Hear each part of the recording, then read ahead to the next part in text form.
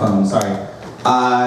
So first of all, when I wrote that bio, I didn't know that she was going to read it out loud to all of you. Sorry about that. That's a bit more self-aggrandizing than I intended. And the second thing that I know you're all thinking is, I know you're not supposed to wear navy trousers with a tan jacket, but I feel like my face is dark enough, it's actually fine.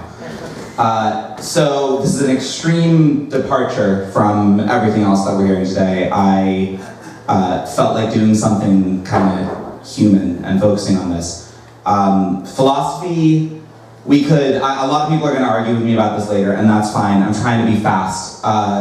Science kind of tells us what things do, right? So like linguistics tells us about how language actually behaves, like what actually happens with language. Philosophy is asking the question of what it actually like is on the inside, really.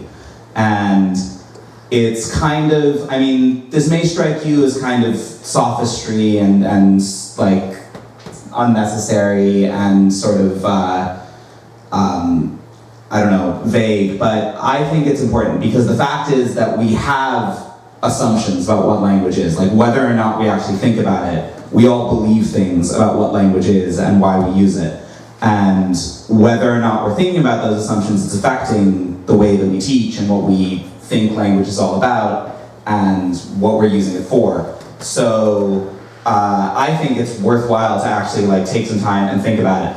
I'm going to fly through this, and I'm sorry because 12 minutes turned out to not be enough. So I'm going to skip a few things, but I'm happy to talk about it later.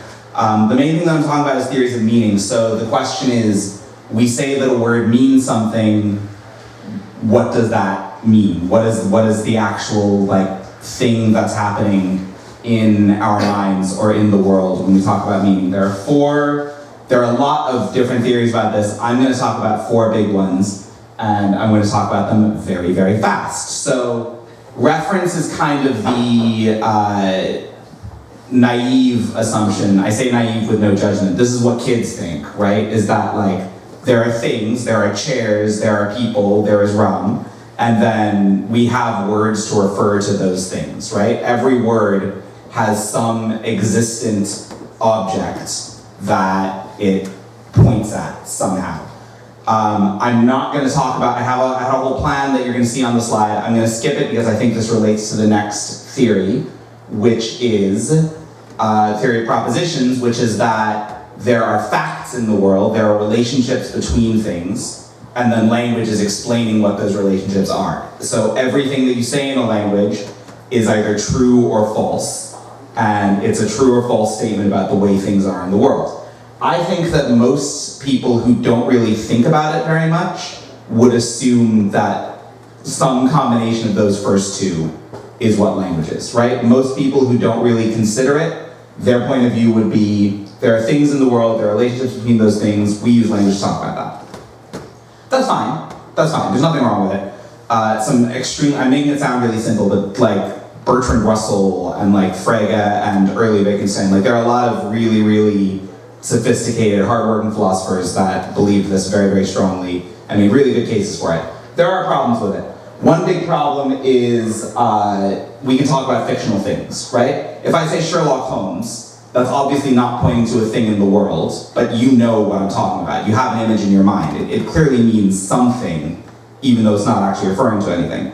And if I say Sherlock Holmes lives at 221C Baker Street, that's false, even though the truth is he doesn't live anywhere. Like, he's not a real guy. There is no Sherlock Holmes. But there's a sense in which it's true that he lived at 221B and it's not true that he lived at 221C, right? So how can that be true if it's a fictional thing? That doesn't really make any sense.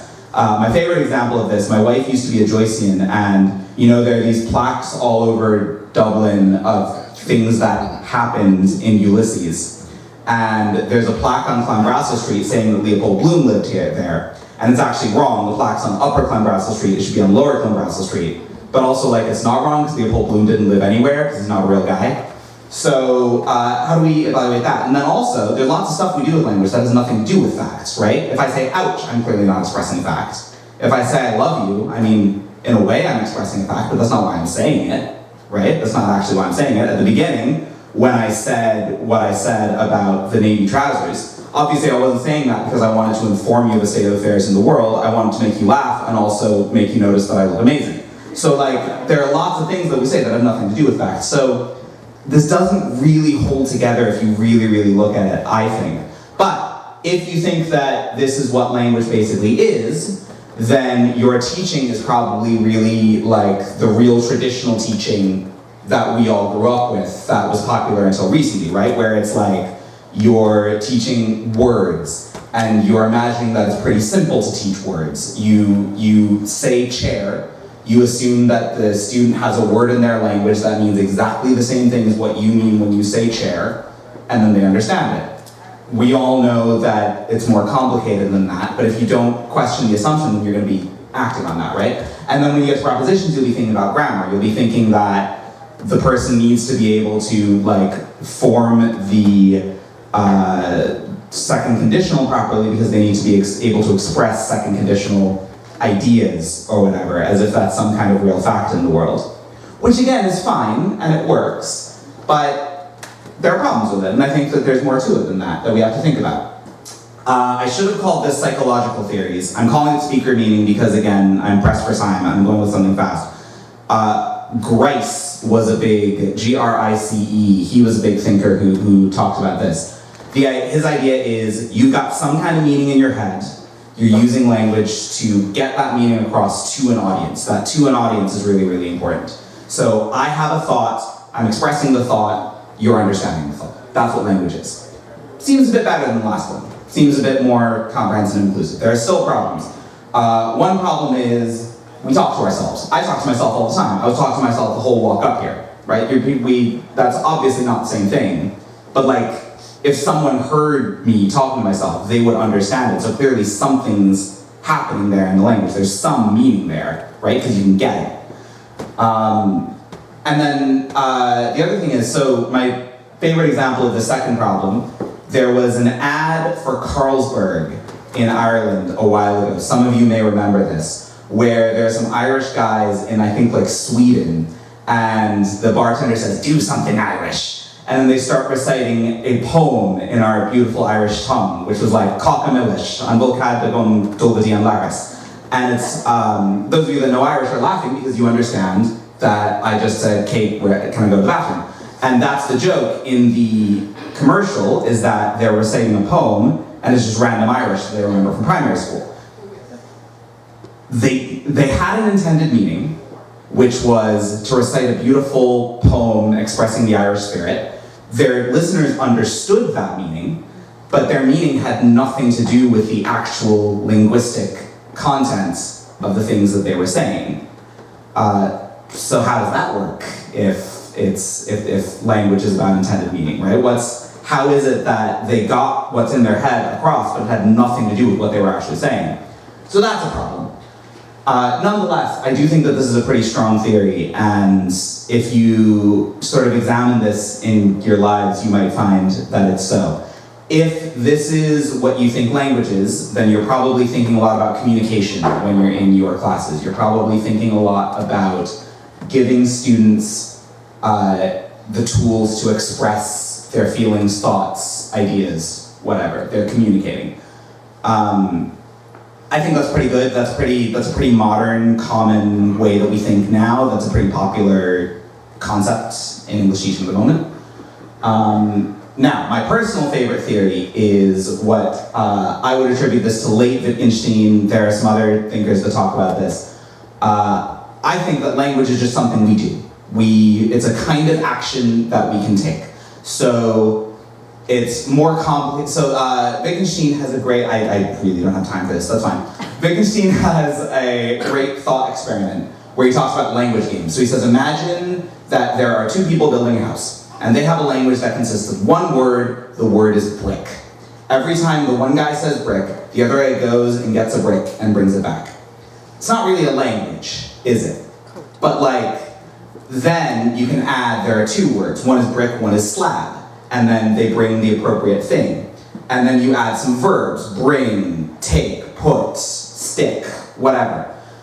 You can see how if you keep working with this, you keep building up more and more complicated games, eventually you get to actual language, right? So when you think of it that way, it kind of makes sense to think of it as like, language is something that we use to cause certain effects in the world.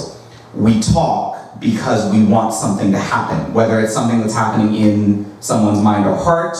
Right now, I'm talking because I want to cause you to go out tomorrow and think about various things or know various things, right? So I'm trying to make an action happen. There are problems with this theory, obviously, even though I just said I don't like it.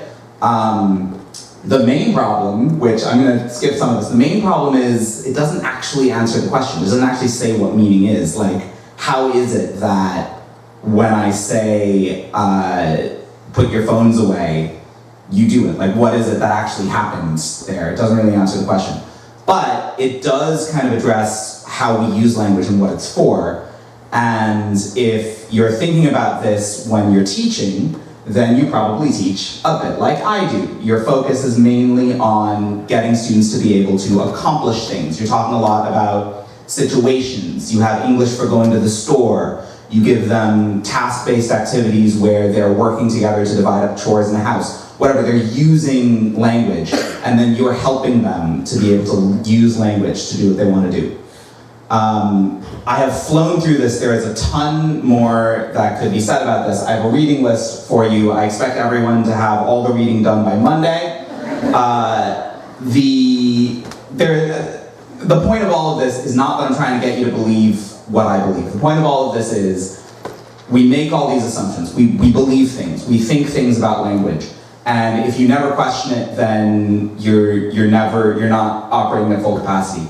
And given that the whole day is about AI, I wanted to do something really kind of profoundly human. I wanted to do something about like, why do we do the things we do? Why do we think? Why are we behaving like this? And it's certainly not because I think that AI is a huge scam that's going to make the 90s internet bubble look like sensible spending. That's obviously not the case.